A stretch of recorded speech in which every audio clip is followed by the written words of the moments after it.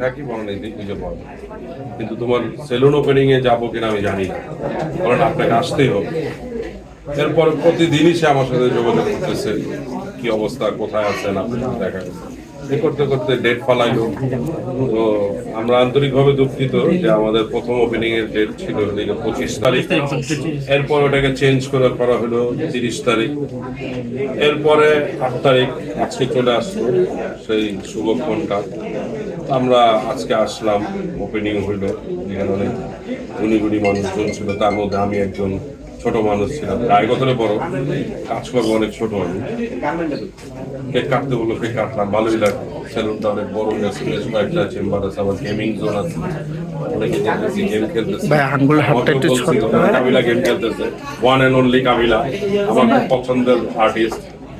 ও game খেলতেছে, কিন্তু আমি গেম খেলতে পারি না, আমার ভালো লাগে না, যার কারণে আমি এখানে চলে আসছি আপনাদের কাছে, আপনাদের সাথে কিছু কথা বলার জন্য। এই ফুটবল খেলতে খুব ভালো লাগে, ফুটবল একটু হই হুল্লোড় করা যায়, আবার রাগ উঠলে মারও দেওয়া যাওয়া অপোনেন্ট টিমের প্লেয়ারদেরকে, যার কারণে ফুটবল খেলাটা খুব পছন্দ। খুব মানে রাগ হতো কখন খেলায়? বল খেলে তো সবারই মেজাজ খারাপ থাকে, আর যখন দেখা গেলো বল নিয়ে টান দিছি পিছন দিকে ধরে তখন খুব মেজাজ খারাপ থাকে, তাহলে কিছু মেরে দিচ্ছি এলাকায় যখন ফুটবল খেলা। আপনি তো হায়ার খেলছি আমি, কেমন ভালো লাগতো। বাণিজ্য বলে এখন অনেক দূরে, এত দূরে যাওয়াটা আমার জন্য খুব টাফ। কাছে ছিল যখন বাসার কাছে, তখন খুবই থাকবেই। যদিও আমার বউ বলছে আমরা শেষের দিকে যাবো, আমি ঠিক আছে ইনশাল্লাহ যাবো, একদিন হলে একটু ঘুরে আসতে হবে।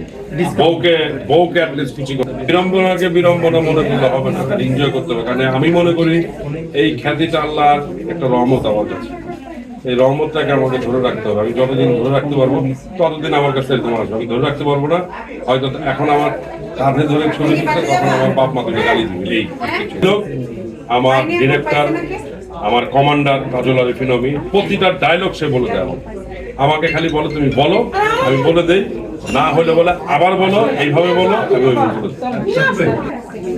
বাস্তবে আর হলে তো বলবো মাথা চক্কর করে দিয়েছে,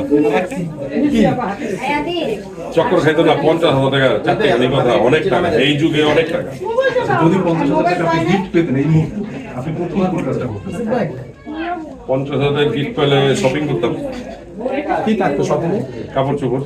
কার জন্য কিনবেন? আমার নিজের জন্য, আবার কার জন্য কিনবো? ভাবির জন্য? না না, সে তো গিফট পারে, গিফট পাইছে আমি। হ্যাঁ, তাকে আমার ইনকামের টাকা দিয়ে গিফট।